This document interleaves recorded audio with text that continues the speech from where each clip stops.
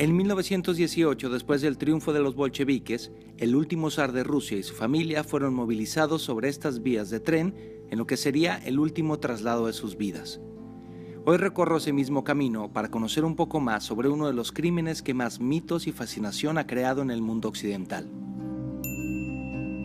El 16 de julio de 1918, la familia real, junto con 4 de sus sirvientes que se negaron a dejarlos, después de casi 80 días de estar en una casa que estaba ubicada justo en este preciso lugar, fueron llamados al sótano con el pretexto de tomarles una foto grupal.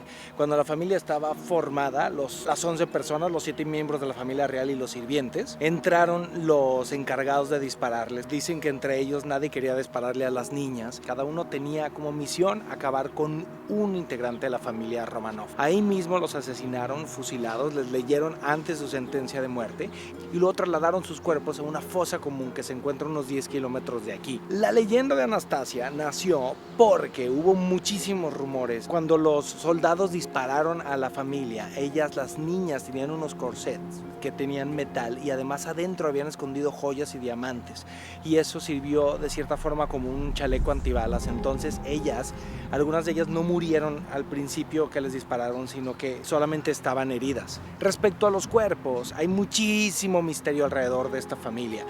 Fue en los 70s que descubrieron los restos de la familia, pero no fue hasta los 90s que pudieron examinarlos para confirmar que realmente eran ellos.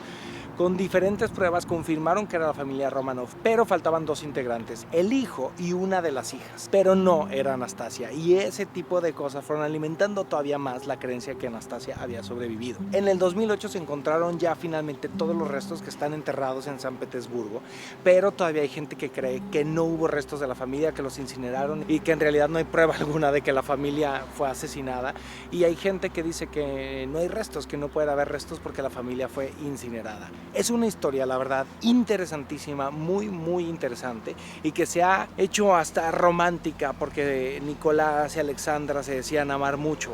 En el lugar donde estaba la casa donde fueron asesinados se construyó hace poco más de 10 años esta que es la iglesia de la sangre derramada. Se puede visitar, las fotos adentro están prohibidas, hay una reproducción del cuarto donde la familia fue asesinada. La familia ahora son mártires, no son santos, pero son mártires, son gente importante para la iglesia y hay iconos de ellos y mucha gente viene aquí a rezar. Creo que es interesante venir a visitarla.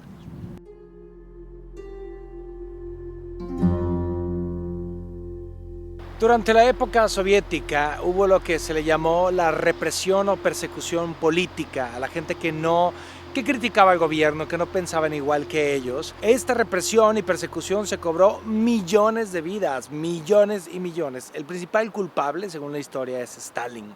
Pero dicen los que saben que quien realmente inició toda esta época del terror fue Lenin. Las ventajas que tuvo Lenin para no ser tan satanizado como Stalin fue que durante su gobierno había una guerra civil, por lo tanto mucha de esta represión o persecución se podía justificar por la guerra civil. Y 2, es que no duró tanto tiempo en el poder como Stalin. Por lo tanto, la cantidad de muertos durante la época de Lenin no fue tan grande como durante la época de Stalin. Hace poco se construyó este lugar en el que paramos, que es el memorial a las víctimas de la persecución política de esta zona de Rusia, y fueron cantantes, actores, opositores, intelectuales, gente que simplemente pensaba distinto al gobierno, o incluso algunos que solamente tenían un guiño ahí relacionado. Como todos los países, hay capítulos oscuros en la historia de cada nación.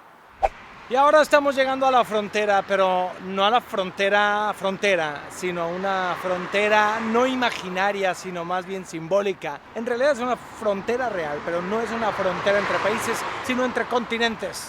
Спасибо. Aquí estamos, viajeros, en la frontera de Europa y Asia. La tradición es la siguiente: hay que agarrar un vaso de champaña. En este monumento, en cada lado, hay una piedra de cada extremo de los continentes. Es decir, aquí hay una piedra de Portugal, del extremo más extremo de Europa, y del otro lado, del otro extremo de Asia, que es aquí en Rusia. Entonces hay que tocar con la mano derecha cada parte del continente y luego nos vamos a la parte central y nos bebemos la champaña. Oigan, miren, para que vean que México está en todos lados. Tengo aquí una familia del Estado de México. Hola. Que estamos compartiendo el tren. Hola. Sí. Somos poquitos, pero los mexicanos somos mayoría. Claro que sí. Oigan, cuéntenme sus Mucho impresiones gusto. de Rusia. Pues ha estado increíble, un país lleno de cultura. Yo no me lo imaginaba que fuera tan rico, tan diferente y con cosas tan diferentes que ver y tan interesantes. ¿Qué te ha impactado más? Pues yo creo que la riqueza que tenían y cómo fue el impacto, yo creo que del impacto que tuvieron al llegar el socialismo, de todo lo que tenían a pues nada, fue yo creo que un golpe social impresionante. ¿Tú qué tal, Mauricio? Muy bien, muy bien. ¿Qué te gusta de Rusia? A mí lo que me encanta es toda su historia, una historia fascinante, con muchos episodios muy críticos y ahora verla en estos días es una revolución constantemente bien hecha y me ha encantado todo lo que hemos visto. Mi momento favorito, pues todas las iglesias de los Ares. Y está increíble cómo se han levantado en tan poco tiempo después de ser tan limitados. Voy a estar con ellos otros 8 días, entonces ya les platicaré en 8 días si nos llevamos así de ombligo o ya no nos aguantamos. Gracias.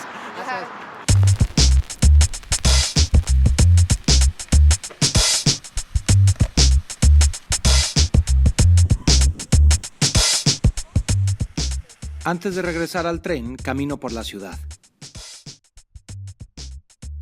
Ekaterimburgo es mucho más que el triste episodio de los Romanov. La ciudad respira vida y en verano las calles y parques están llenos de gente y familias. Tomo un respiro de relajación y regreso al tren.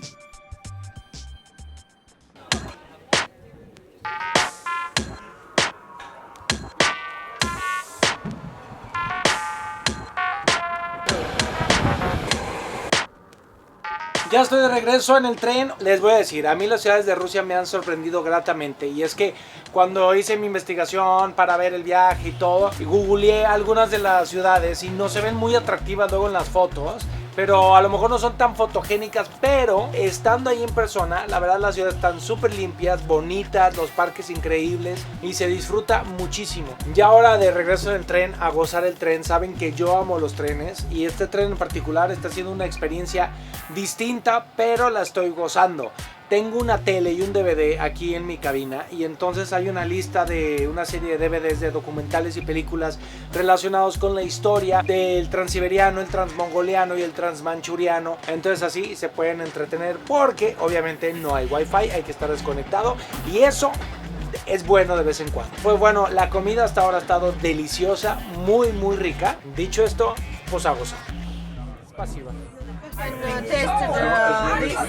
Momento de probar vodka. Este es vodka con limón y chile. Yo pensaba que el vodka era nada más vodka, pero hay muchos tipos de vodka. Y aquí en Rusia el vodka se toma así de jalón. Nada de coctelitos, ni que vodka con jugo de arándano, ni nada. No soy muy fan del vodka, pero no le digan a los rusos. Es pasiva. ¡Salud! ¡Salud! ¡Salud!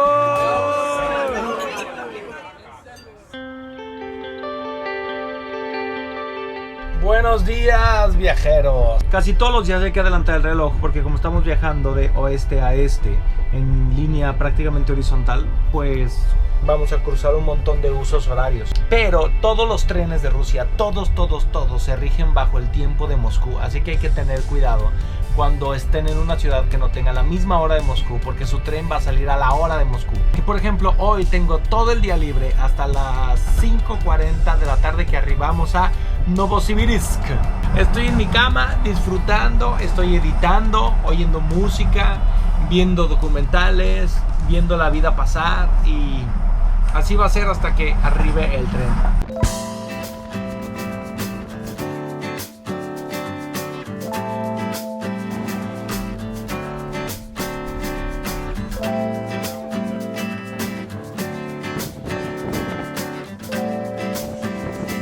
Nos estamos acercando a Novosibirsk.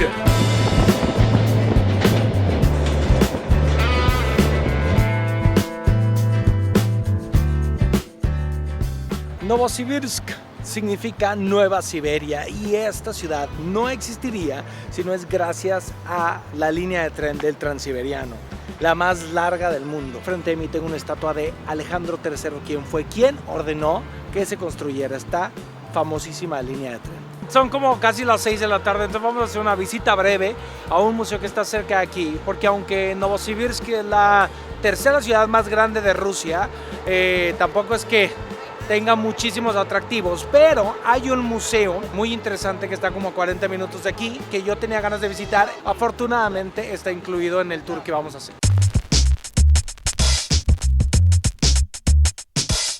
A unos 30 kilómetros se encuentra este museo del ferrocarril, que está muy interesante porque aquí hay una colección más o menos de unos 100 vagones de tren que narran toda la historia del Transiberiano, y es interesante ver desde los vagones más viejos. Hay vagones que hasta utilizaron los zares, hay obviamente locomotoras de vapor de las primeras que se usaron a finales del siglo XIX cuando se estrenó el Transiberiano. Hay los distintos vagones de las distintas clases. En la cuarta clase era todo de madera y ni siquiera había baño, pero como las locomotoras eran de vapor y necesitaban agua, paraban más o menos cada 2 horas para abastecerse de agua y la gente podía ir al baño. Las demás clases sí tenían baño. Hay también un vagón hospital y hay un vagón cárcel que se dice la usaba la antigua KGB para los prisioneros políticos. Cuando la línea del Transiberiano abrió, tomaba un mes completo ir desde Moscú hasta Vladivostok. Ahora son 6 días y 6 noches.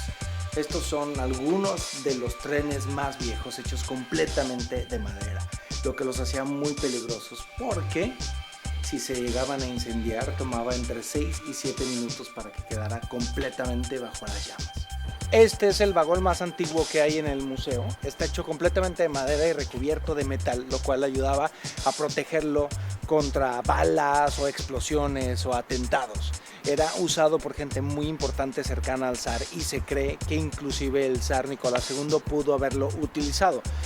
No hay manera de comprobarlo porque el zar no tenía su propio tren, pero este era, pues digamos, el tren zarístico. Ese término me gusta, el tren zarístico.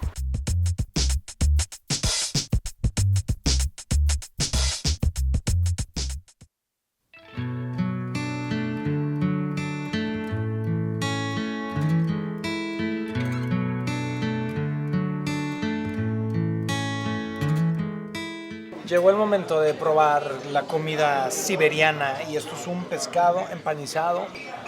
Nos trajeron aquí un restaurante tradicional. Ahí voy. Sí me gusta, sí está bueno. La verdad en Rusia he comido mejor de lo que esperaba. Los trenes son mucho más puntuales de lo que me esperaba y me la estoy pasando mejor de lo que me esperaba. Provecho.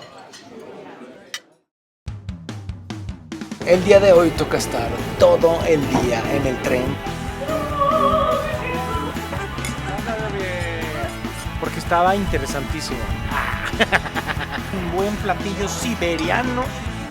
Ya puedes adquirir por tiempo limitado las botas viajeras de Alan por el Mundo en nuestra tienda en línea. Además de increíbles productos que hemos diseñado en colaboración con talentosos diseñadores 100% mexicanos. Recuerda que enviamos a cualquier parte del planeta.